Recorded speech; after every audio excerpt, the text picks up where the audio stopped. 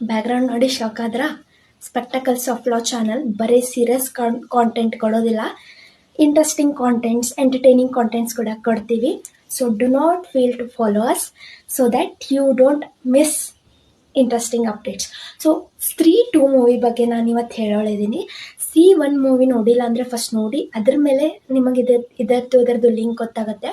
C1 movie main ಹೇಳಬೇಕಂದ್ರೆ ಅಲ್ಲಿ ಸ್ತ್ರೀ ಗಂಡು ಮಕ್ಕಳಿಗೆಲ್ಲ ಕಿಡ್ನ್ಯಾಪ್ ಮಾಡ್ತಿರ್ತಾಳೆ. ಬಟ್ ಇದ್ರೊಳಗೆ